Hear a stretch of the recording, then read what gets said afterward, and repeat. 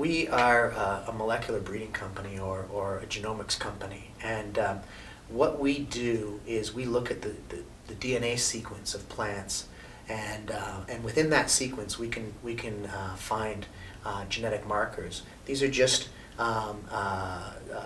bits of sequence that are of relevance to us and that we can assay on a consistent basis. And we can use those markers to find out all sorts of things about the plants and help breeders do the work that they do. If these markers sit close to a gene that's of interest to the breeder, then we can use the marker to track that gene through his breeding populations as he makes crosses. Particularly for traits that have many genes that affect them, we can use the markers to follow these complex traits. Probably the most dramatic example of that is a project we did years ago with a popcorn breeding company, where we were able to track 12 different traits simultaneously through a breeding program, which is something which would be virtually impossible to do with conventional plant breeding. So that type of work is extremely important. The other applications are using markers. You can what we call introgress traits into elite lines very, very quickly.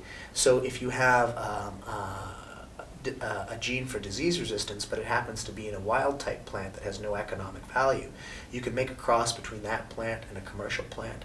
And the population will then be a mix, and it will have a lot of undesirable characteristics. So you continue to back cross the progeny back to the commercial parent, and each subsequent generation becomes more and more like the commercial parent, and you keep selecting for the disease resistance, so you keep that trait.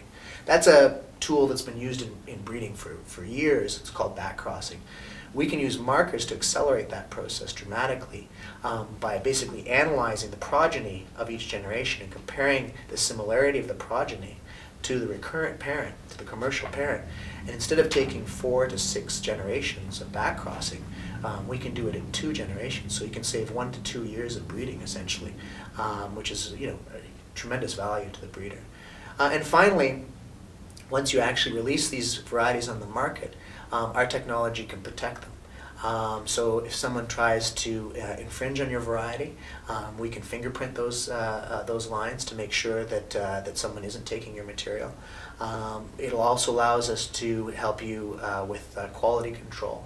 So if you want to make sure you've got a lot of seed that's got a specific characteristic that you want, we can test it to make sure that it's what it's supposed to be. It hasn't been contaminated through either pollination or some kind of mixing within the harvest process, and so on and so forth.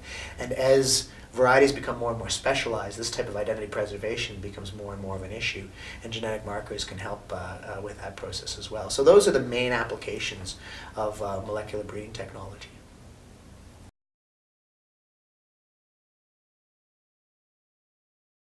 We're a Canadian company, but 95% of our business probably comes from outside of Canada. That's very exciting for us. We see a lot of potential in Asia, where this technology is being quickly adopted, and through the GCP in places like Africa as well.